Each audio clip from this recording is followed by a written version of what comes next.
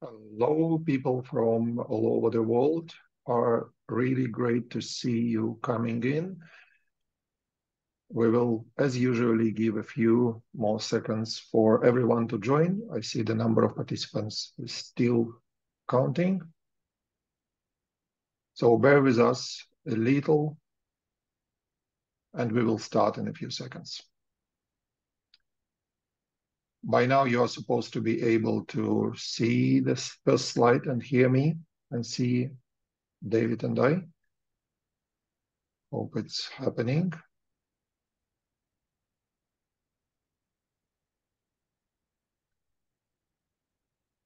More people are coming, so a few more moments for everyone to join. Welcome everyone who just joined.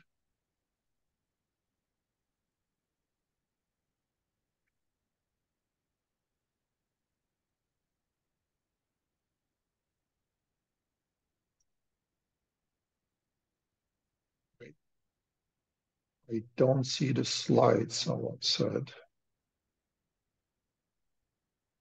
I can hear and see the slides, said everyone else. That's a bit strange.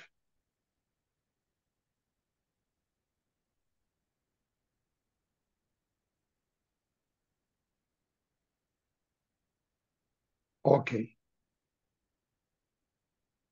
The counter of participants slightly slowed down, so I will slowly start the introduction. And while I'm doing this, I believe everyone will join, and I will pass the mic and the stage to Adam and David. Welcome, everyone. This is the first webinar of another series that we are starting now with it.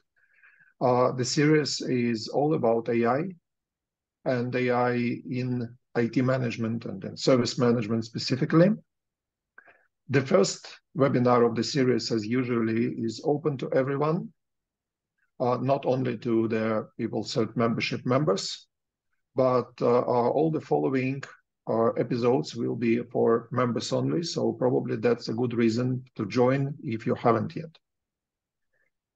In the chat, you will find the link to the landing page describing the plan for the whole series, the schedule, and the quick description of each webinar to follow.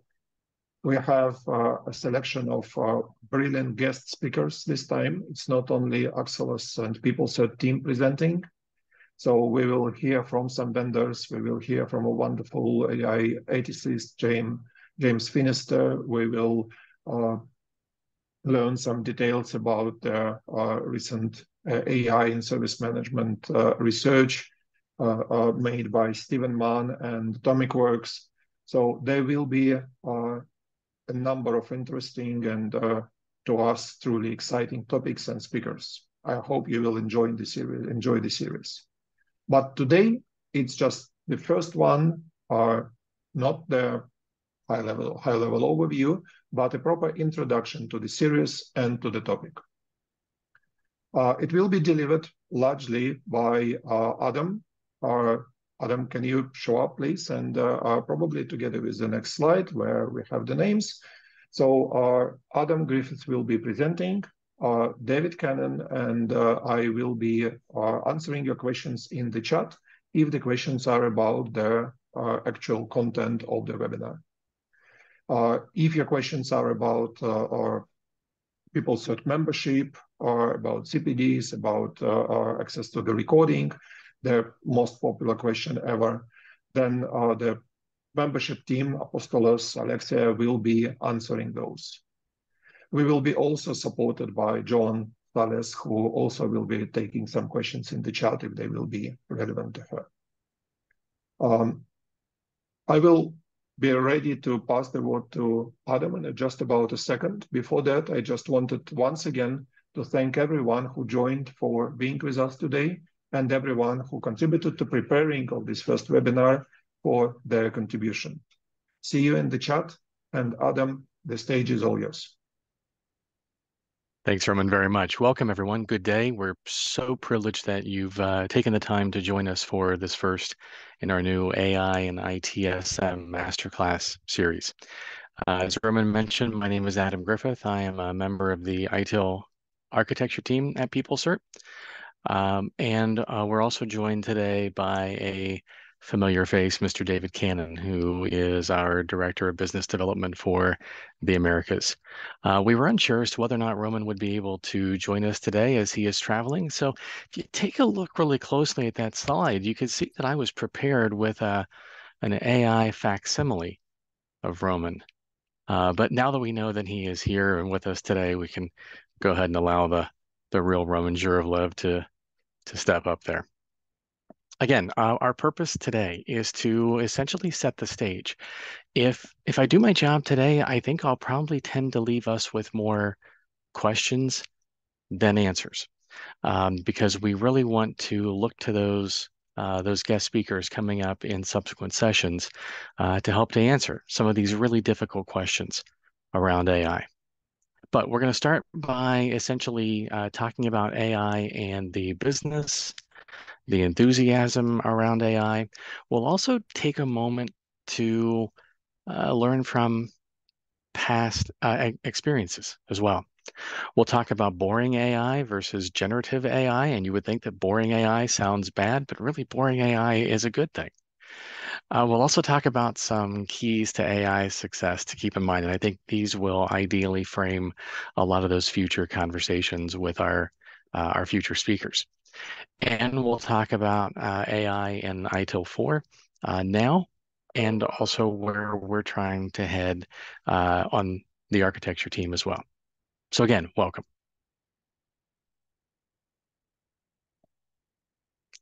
In 2003, Nicholas Carr wrote a legendary article for Harvard Business Review. The article was entitled, "IT Doesn't Matter." And what Carr essentially stated in that article was that IT had matured to the point that it really couldn't offer any competitive advantages to companies any longer. Well, everything old is kind of new again. And so we're kind of back to a similar line of thinking with respect to AI. Is AI going to somehow relegate IT to being no longer a necessity? Are we going to see that AI will become a commodity as well? And I think what we're seeing with AI already is that it is a very rapid and possibly even what might be considered a premature commoditization. AI is truly the new black. It's very fashionable. So it's a hot topic, but it also happens to be the new black box. A black box is defined as something that might be defined as unknown or impenetrable. Something that we may understand the outcome or the results, but we don't necessarily understand how those were created.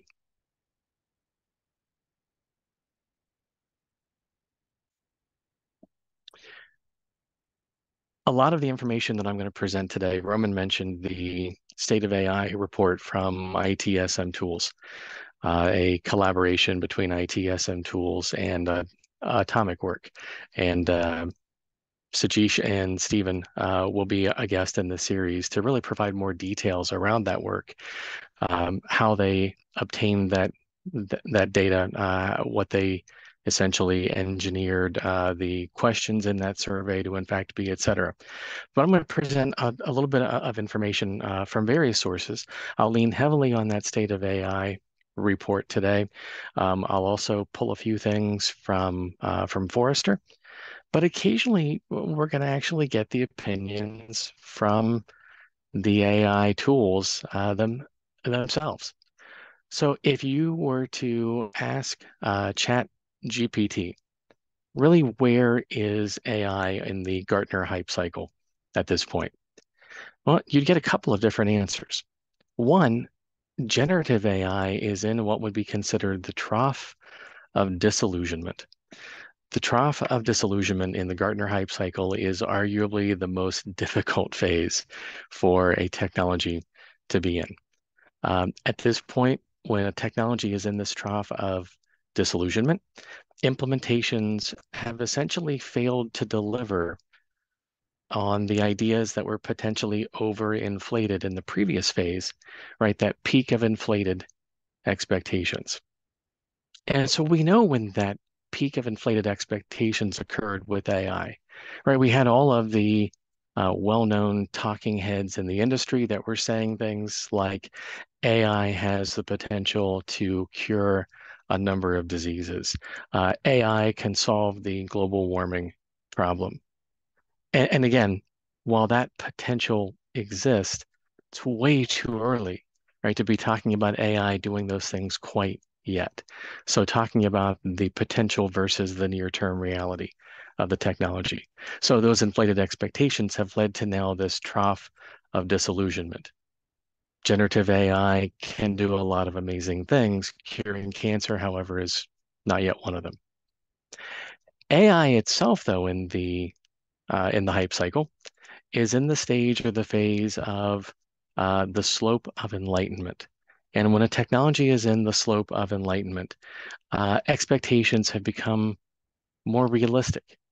Right, we're understanding that there is a difference between how AI was quote unquote sold to us and what we're currently able to experience using the technology, right? The benefits of the technology have begun to really become more widely understood. They've really become um, able to crystallize for organizations quite a bit more, right? We're realizing what the potential benefits, in fact, are.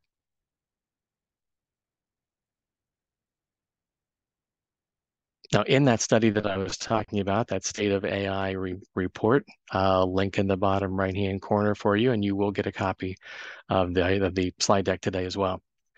But the expected benefits of AI include the ability to analyze and synthesize data, to generate insights that, well, it would either take a lot of human labor power or things that maybe are just a little bit too difficult to spot, those trends that are very difficult to see. AI could potentially expose those, shine a light on those.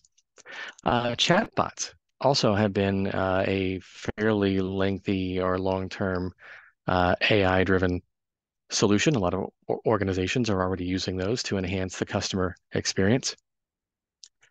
Another expected benefit of AI is workflow automation and optimization, right? To make things more efficient, to improve the employee experience, to allow people to focus on that work that helps to facilitate more value and to help to eliminate some of that drudgery, some of those mundane tasks. AI is also being used or expected to benefit things like predictive maintenance and security, and also to help to manage the infrastructure.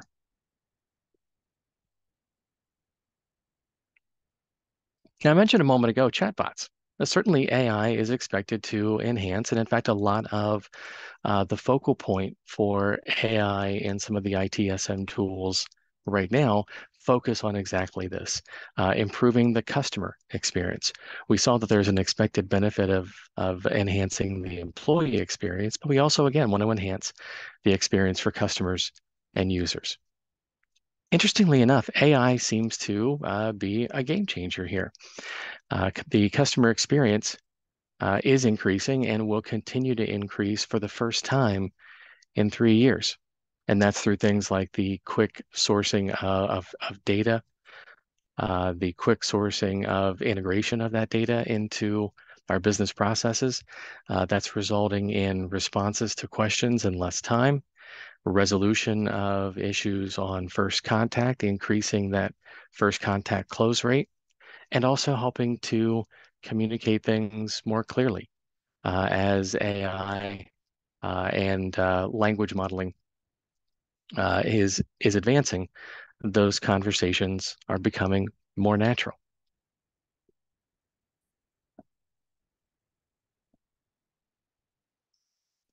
Actually, however, it seems as if with AI, organizations are still giving this some careful consideration. In the ITSM tools and atomic work state of AI report, most of the IT respondents said that their organizations were still in the early stages. 20% said that they were still planning on how to use AI. 24 were in the early exploration phase, while 14% were piloting some form of AI. Another interesting detail here is where AI initiatives tend to be coming from. The originator. Well, we said earlier that maybe that feeling originally of AI relegating to a commodity, maybe relegating IT to a less important role within the organization in some aspects.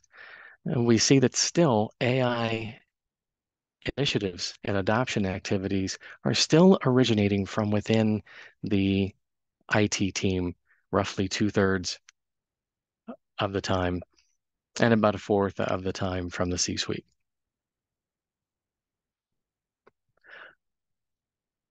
So while officially we're still thinking, unofficially it seems maybe we're not.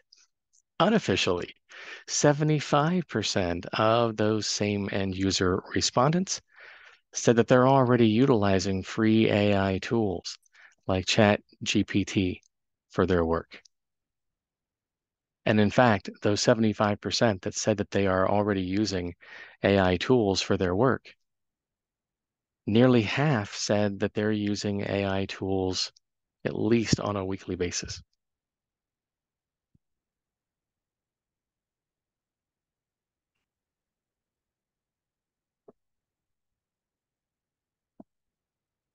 And those respondents are using those AI tools for tasks like ideation, for the drafting or editing of content, including email, to analyze data, to perform market research, to summarize content, to be able to distill a significant amount of content down into something that is a TLDR, and planning of projects or events.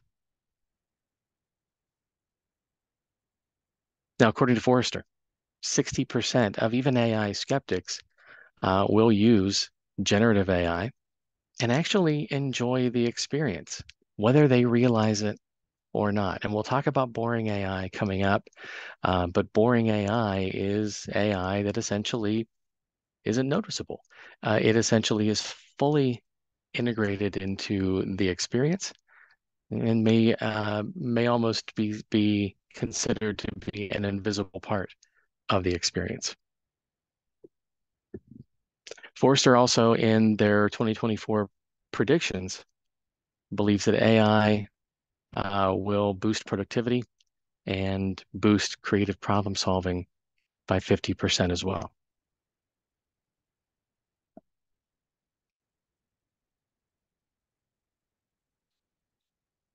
So while we're already seeing many of the benefits of AI, both realized and expected, things like data analytics, things like chatbots, improving the employee experience and the customer experience as well, and also automating the flow of work.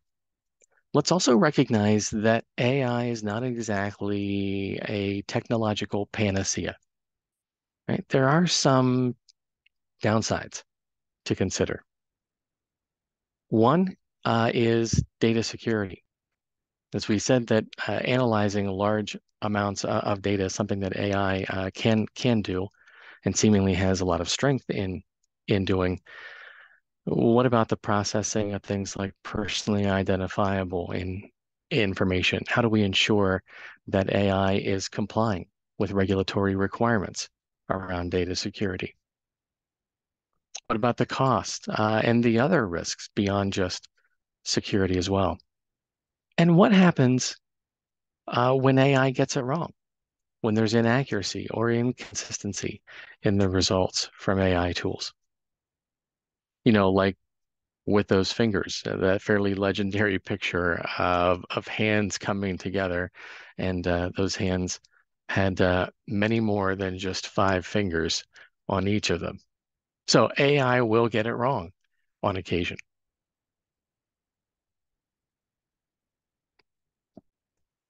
One of our guest speakers in this series is James Finister. And James says in this case that these benefits are only really benefits um, if they add value. Bad AI-driven analytics can and invariably will kill companies. Again, James is going to be speaking on the ethics around AI coming up in the series. I would encourage you to ensure that you attend that one as well as all the others.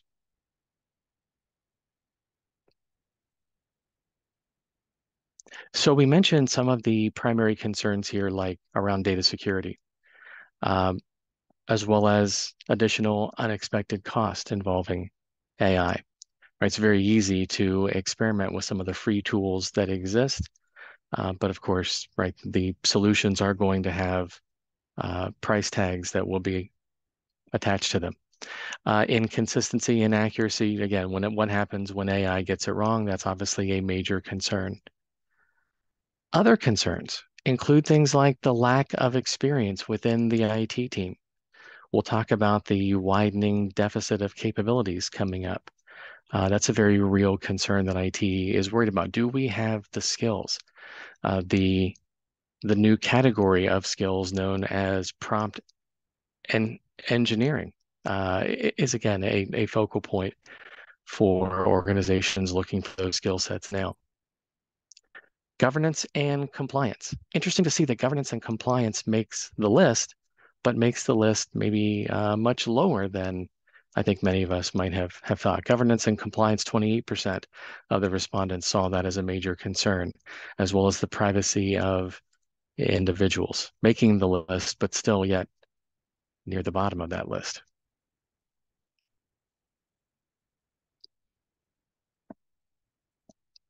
It's also essential that organizations consider the human consequences, right? The human element involving this technology. So I mentioned prompt and engineering. 80% of organizations, according to Forrester, are looking to accelerate their capability of delivering value by trying to add that prompt engineering talent internally as opposed to externally.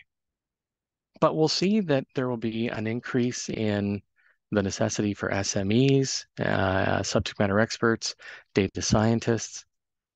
We'll also need to focus our workforce and talent management around what's anticipated to be a shortage of natural language and prompt and engineering as well. While we look at the human consequences of AI here, understanding that retraining, right, skilling up will certainly be needed in the workforce. But let's also acknowledge something that I think is oftentimes widely downplayed, and that is the impact on the existing workforce, right? Is AI coming for my job? And I think in some cases, it would be naive for us to say that that's not going to happen. But the way that historically we have overcome that is to recognize where that new need exists, right? In this case, with natural language and prompt and engineering skills, and to move that displaced workforce towards those new skills.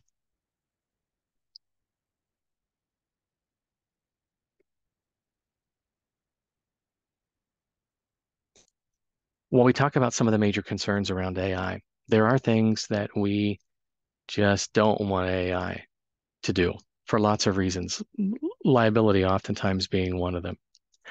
In the first case, ethical and legal decision making is still clearly something that we want the wisdom of human experience to guide. I don't necessarily want Chat GPT to provide me with a legal opinion. Customer relationship management, also something in the survey, was highlighted as something we don't want AI to be involved in. The management of customers and also just the management of people in general, right? We still consider human management, whether they're customers or internal human resources, to still be a human business. The handling of customer data. We can see the manifestation of that major concern around data security, saying that if there's the risk of personally identifiable information, maybe again, that's an area that we leave AI out of.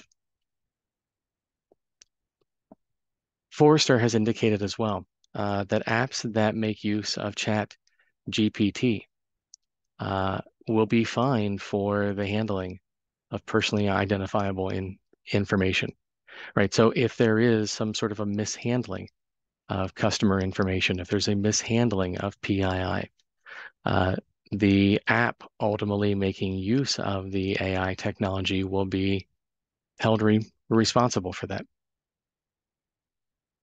Other things that we don't want AI to do that we again want human wisdom to still focus on, things like quality control, accountability. It's very difficult for AI to be accountable for the results, performance management, and talent acquisition.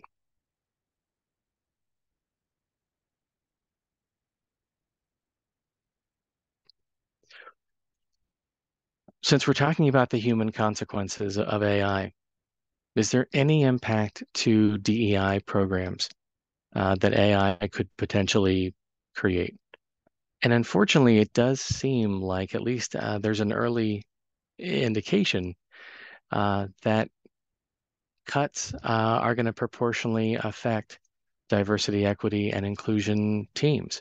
And in fact, only 20% of companies are funding a DEI function, which is a 7-point decline from the levels in 2023. So hiring programs, right, are going to focus on those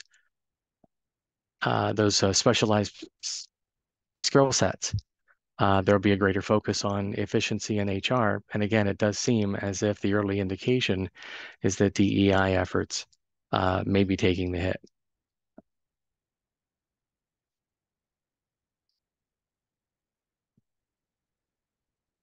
So again, AI, I said a moment ago, was not the technological panacea, right? There are consequences around it, cost consequences, as well as human consequences. But let's talk about some of those cost consequences. And in fact, this information comes from Google Bard, now known as Gemini. Some of the costs associated with AI include the billions of dollars that will be needed to develop and train and maintain large language models, LLMs. At the pace of growth, AI is on track to potentially consume 10% of global electricity by 2025. We also already mentioned that job displacement is going to require investments in retraining for those needed skills. And also the management of some of the risks associated with AI will incur costs as well. Some of those risks being environmental, societal, and economic, excuse me, as well.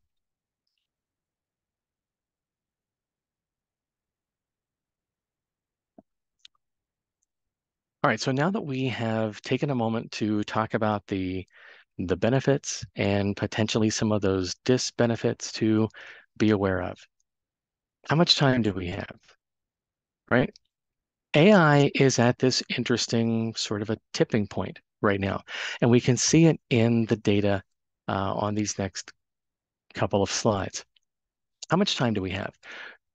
You'll notice that the same amount of survey respondents, the same number of organizations believe that AI for them is somewhere between 1 and 2 years away, as are already implementing, already adopting AI efforts. What is going to hamper some of this explosive growth in AI is hardware. It will take hardware a little bit of time to catch up, maybe with the appetite that we have for AI. But I think this dichotomy is really interesting between organizations that are saying we're doing this now and organizations that are doing this again 1 to 2 years or maybe even further. than 2 years out. A lot of analysts are forecasting that those organizations that are already in that happening column are going to dominate their markets, and those that are in that 1 to 2 year bubble will be scrambling to catch up. Of course, others also believe that those early adopters will suffer from some of those risks and penalties of an early adoption of technology as well, and the higher levels of cost and risk that are associated with that.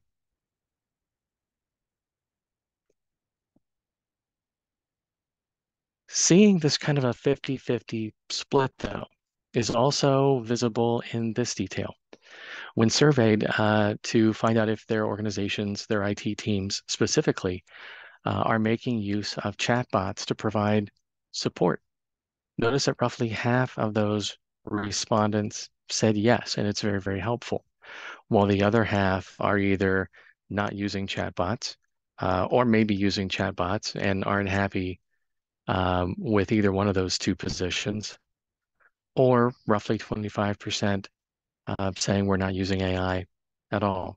So there is, again, this interesting kind of a dichotomy and an interesting split, this tipping point that I think that the industry or the technology is on right now. So while we're at that tipping point, let's go back for a moment and let's maybe learn from not necessarily our past mistakes, but our past experiences, right? AI is certainly technology that we have never worked with before, so we can't say that we have any past experiences or many past experiences with the technology itself. But this is not the first time that emerging technology has had maybe the capability to act as a game changer. So let's maybe reflect back on some of those past experiences and how can we benefit from those with AI.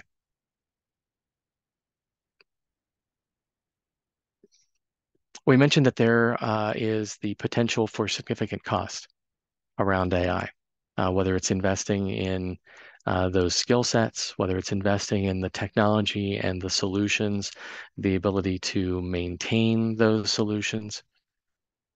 The full cost of adopting any new technology is really only known once that new technology has been adopted. So it's very difficult to come up with a total cost of ownership for AI now, right? It's just in that still an emerging state. Cost estimation, though, is usually based upon models for previous technologies. So again, let's enter into this cost estimation of AI with a certain amount of skepticism.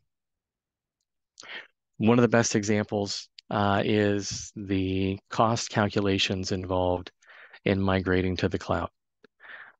Organizations believed that they knew exactly how to estimate the cost of a cloud implementation, but found out that those cost savings that they had predicted didn't come about at all. And in some cases with cloud, they were spending more than they were for the equivalent on-premise solution. Let's recognize that that can happen here as well. Those unknown unknowns. With cloud, it was the fact that we can instantiate those cloud resources so easily that it will become, well, standing a server up, which could be a process before that would take maybe weeks, maybe days, at least hours. We can now relegate to a number of seconds in the cloud. And it was that flexibility that the technology offered us that we didn't really anticipate would have cost consequences, but did. It led to what we referred to as cloud sprawl. So as we look at attempting to estimate the cost of AI, we have to recognize that it is too early in the use of the technology to really adequately understand how to estimate its cost, certainly in the long term.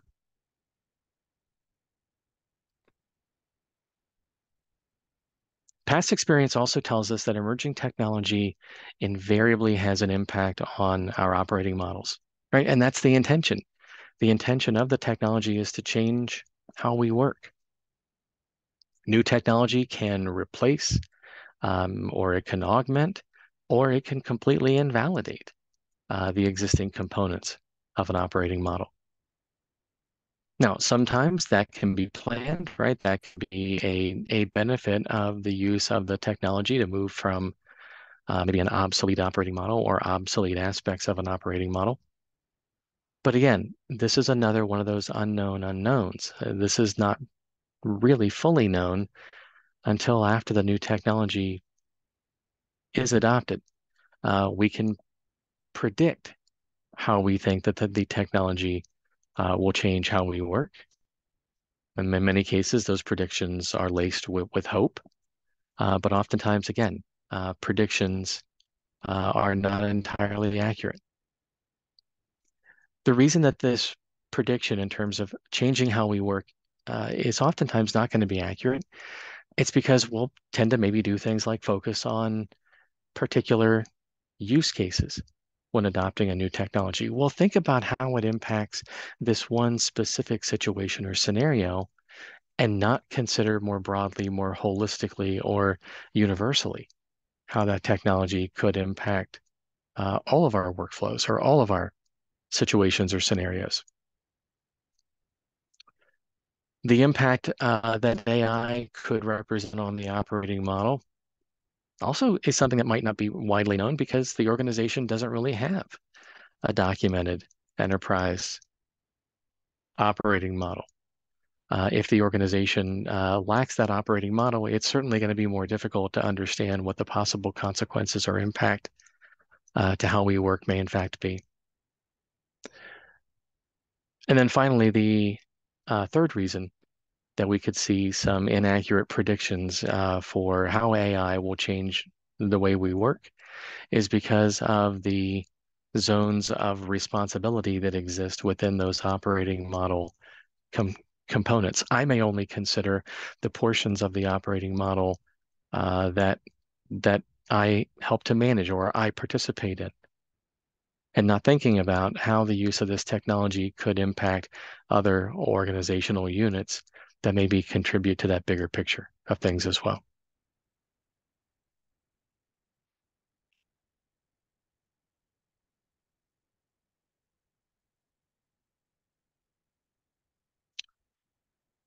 We've talked about the human consequences. And again, if we use the past as the best mechanism to predict the future, each new generation of a technology, right, is going to fuel changes to how we work. It's going to result in different collaboration models. It's going to require new skills and new knowledge within our workforce. It's also going to represent new business opportunities, and those new business opportunities are going to require new business models as well. Each new generation of a technology is going to require, again, new skills and tools, new types of integration work, and new types, new forms, and new scales of investment as well. All of which means, again, a significant impact. When we talk about a significant impact on how we work, it is oftentimes very easy to talk about how AI is going to and is already impacting one or more processes, multiple practices, right, are benefiting or changing as a result of the use of AI. The impact to the culture of the organization, I think, is going to be, by way of comparison to some of the technologies like cloud, for instance, which had a significant impact on the culture of the organization. I think AI will be a multi-fold impact by way of comparison. And I think we're seeing that already in some of the early reactions to the technology. There's a lot of wonder, there's a lot of curiosity, there's also a lot of fear and loathing, I think, when it comes to the potential for AI. Started to mention this a little bit earlier. With every generation of a technology, the level of capability that's required, obviously, in increases, right? With every generation of a technology, that technology becomes a little bit more complex, but also a little bit more capable. But the capabilities that are required to drive the use of that new generation of technology also, again, obviously increase over time. And while the actual capability within the organization also increases over time, the gap between the capabilities that are required and those that actually exist become more significant. Right? If you look at some of if we use cloud as another, as our go-to example here, some of the early iterations of software as a service required a certain amount of capability. And in many cases, that capability existed within the organization. But as the different forms of cloud resources became more advanced, as cloud solutions became more sophisticated, as the capabilities of those resources or those solutions increased, right, so too did the requirements within the organization. So there is a widening capability deficit that we oftentimes see with new technology. So if we can anticipate that with AI, can we undertake actions to help to close some of those gaps proactively as opposed to reactively? This is a good point of a reminder as well. Keep some of these questions, keep some of these open-ended statements, right? I mentioned earlier, if I do my job today, I'll leave you with more questions than answers, and we'll look to our guest speakers in this series to provide those answers. This is an opportunity for us to talk about some of those things like the trends in the adoption of AI. And can we help to mitigate some of these risks? Can we help to manage some of these costs?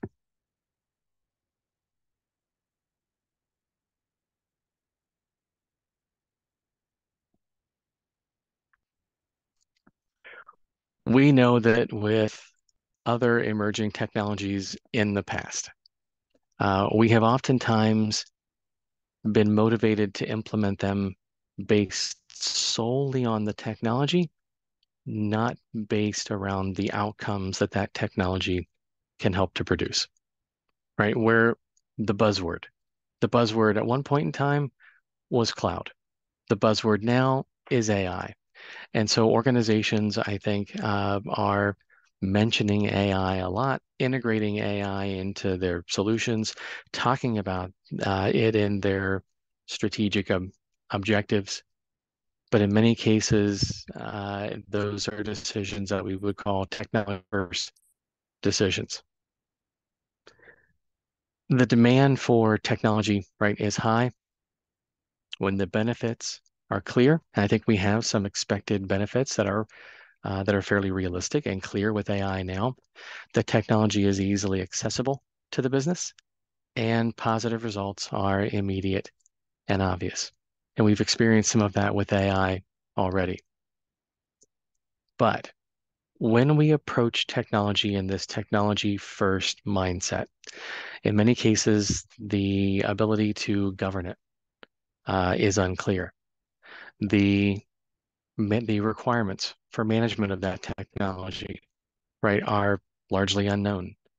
The IT expertise that we need, oftentimes, well, we understand that retroactively. And sometimes, right, retroactively might be too late.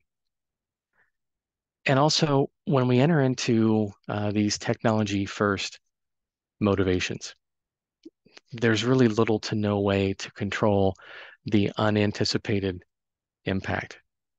Right? This is what I referred to earlier as that early adopter. You know, that 28% that says it's happening within our organization and it's happening now. Are they, again, going to suffer that early adopter? Are they going to be the source of some of the lessons learned that organizations that are in that 1 to 2 year camp of 28% may benefit from as well, right? Time will tell.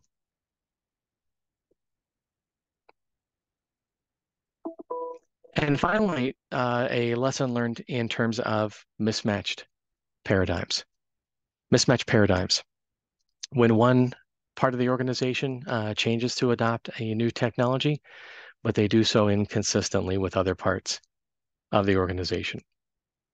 When we started to move server farms to the cloud, new virtual servers were able to be quickly commissioned and decommissioned.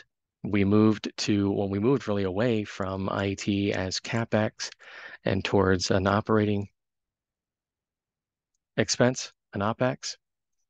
And while that expenditure rate was dynamic, a lot of our financial processes were still based around static and capital and investments. And so while IT was certainly very quick to move towards that dynamic capability of only paying for what we consume, right, the financial models within the organization had not caught up.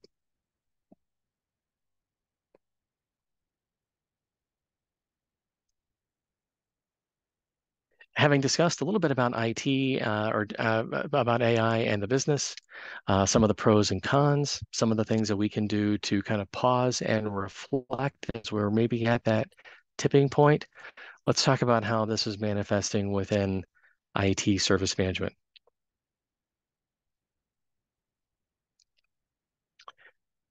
Many ITSM platforms are working to leverage narrow AI, which is a focused AI, also known as boring AI. Things like incident prediction, ticket routing, predictive analytics, root cause investigations, the detection of anomalies or anomalous trends, knowledge base management, AI chatbots, self-service portals, etc. Boring AI is, I think, going to be our goal. Boring AI, where the technology has sort of been absorbed. AI is absorbed into the solution and it becomes an invisible part, if you will, of that solution. Right now, what we're focusing on, however, is exciting AI, and that's generative AI. Some ITSM platforms are experimenting with Gen AI for things like acting as co-pilots for agents, the ability to summarize or distill large amounts of information, to create and update content, and for ideation.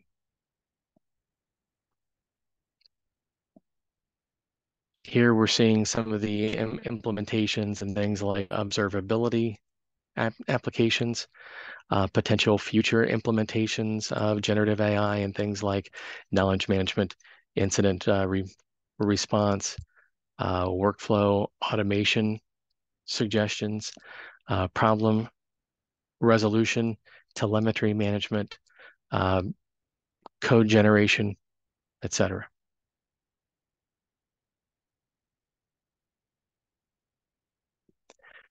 Another speaker in the series, Akshay Anand, has come up with what he calls the 3 E's of AI.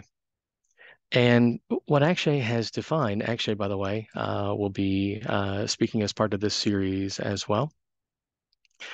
So we can hear a little bit more about the 3 E's of AI when he and VJ present coming up soon. But the role of AI, according to Akshay, depends upon the complexity of the task. In the clear domain, when there's a clear understanding between cause and effect, AI can act as an enforcer of existing processes and existing policies. When things become more complicated, AI can help to enable work to get done in less time, with greater consistency and higher levels of accuracy. Right? In the clear domain, best practice is normally well known and well understood. In the complicated domain, then sometimes we enter into those situations where that practice is more maybe novel or emerging, and certainly in the complex domain, where there is little to no understanding between cause and effect, right? Where we don't really know what to do, and so we may enter into experimentation. AI can creatively enhance existing work. And so Akshay defines AI as being the potential as an enforcer, an enabler, and or an enhancer, right? It could be any one of those. It could be two or more of those as well. Akshay and Vijay coming up will talk specifically about AI as a core component or an add-on to ITSM tools.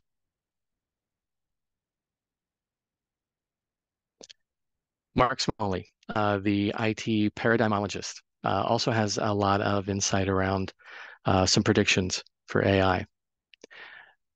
Mark predicts that AI can significantly enhance the three benefits of using information technology.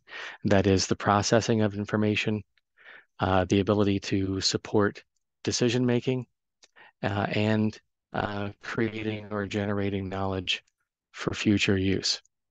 And so as a result, ITSM practitioners are likely to be both providers and consumers of AI. Mark also believes that there's plenty of opportunities to use AI in ITSM, the use of specialized models and tools for analytics and knowledge management, as well as universal and tailored generative models. May be a requirement or a side effect of those opportunities.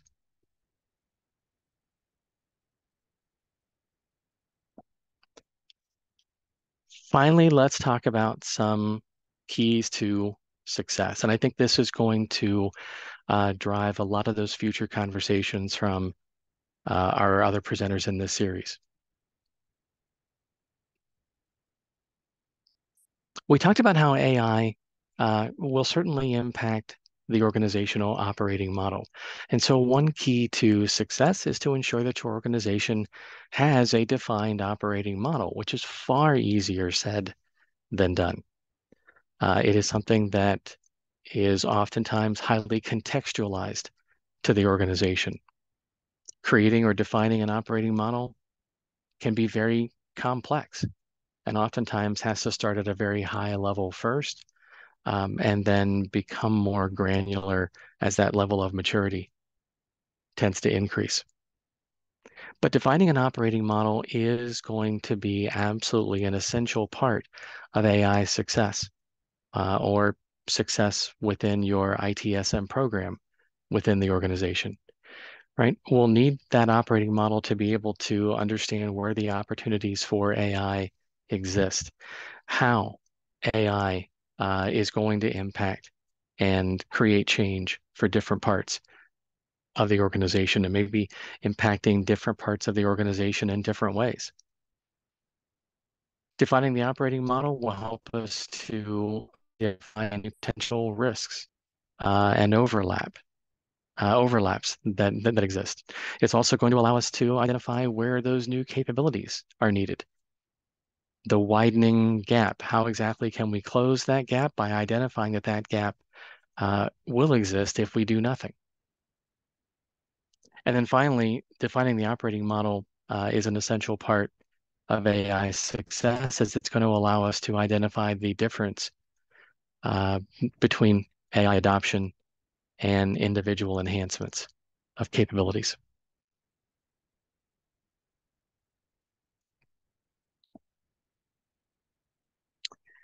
If we should not make our decisions based upon technology first, what should we make our decisions around as an organization? We should make them based upon value first or outcome first.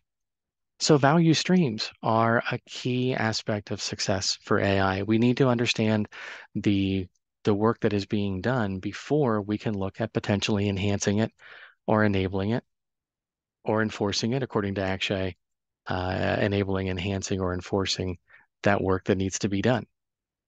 So it is important that we understand value streams within the organization, the organizational units that collaborate to undertake activities to help to facilitate value, and also the external suppliers and partners that also contribute to the capability of facilitating value for customers as well.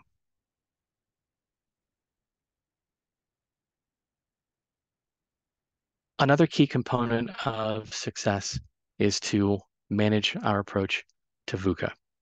VUCA is a term that came from the Cold War in the 80s. The U.S. Army War College described the current state of global affairs as being very volatile, uncertain, complex, and ambiguous. VUCA is a significant topic in the Digital and IT Strategy publication and ITIL 4. I encourage you to do more reading if it's new, because if you identify a situation as being volatile, there are tactics that you can undertake to help to manage that volatility. For instance, with respect to AI, we can invest in the right level of capabilities and those right resources. We can invest in resources that can help to scale as our investment in AI grows. A response to uncertainty, well, is to go out and obtain more information. Hence why you're here and why we're all going to be keenly listening to those future presenters as well.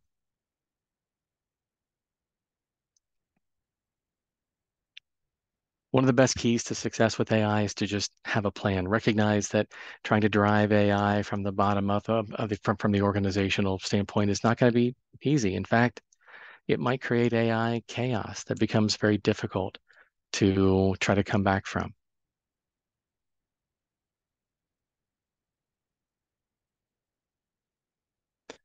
Part of that plan should involve creating a portfolio of projects, right? Understand the bigger picture with respect to the adoption of AI and establish governance so there is appropriate accountability for the implementation. All right. As we begin to wrap up, some conclusions. Have clearly defined thresholds for AI implementation. Recognize what you want AI to do and what you don't want AI to do. Approach it from an operating model first or a business model first standpoint, not AI first, not a technology first mindset. Define clear accountability for the procurement, use, and management of AI. AI can also augment your capabilities, but not if you don't already have them. So ensure that there's adequate investment and focus around technology management disciplines, in particular practices like configuration management, incident management, problem management, change enablement, capacity and performance management, availability management, monitoring and event management, etc.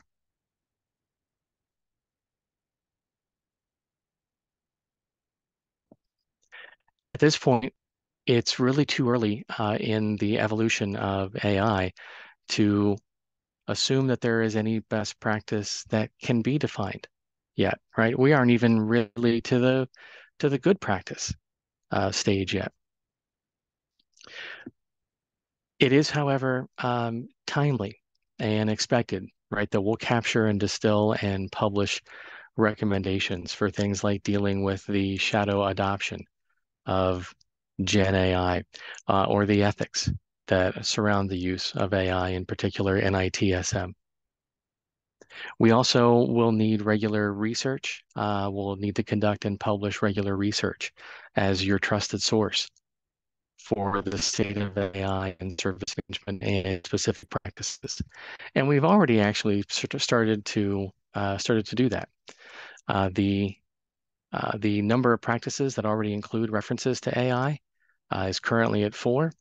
And here's a spoiler alert. We expect that number to obviously grow. We're also incorporating the tool vendor accreditation to include the assessment of ITSM tools, right, where we will likely see AI become a larger and larger aspect.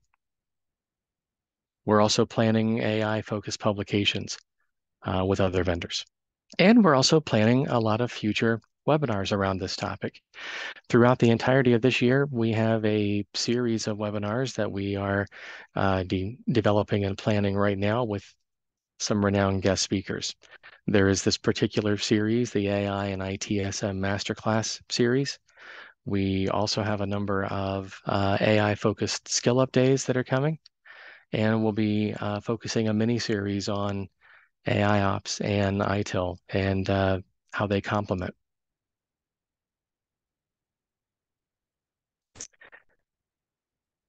Let me go ahead and turn things back over to Roman to close us up while I go ahead and leave the schedule for the rest of the series on screen there for, again, final comments from Roman.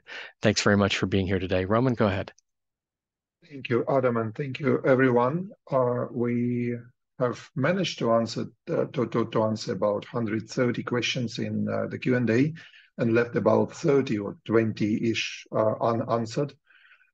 Some of them we will certainly pass to the presenters of the following sessions that are currently on the screen, because they would really fit into the topics of the following webinars. We hope you have enjoyed it, and Adam, there is a number of personal compliments in the Q&A section from our attendees to you and your presentation skills.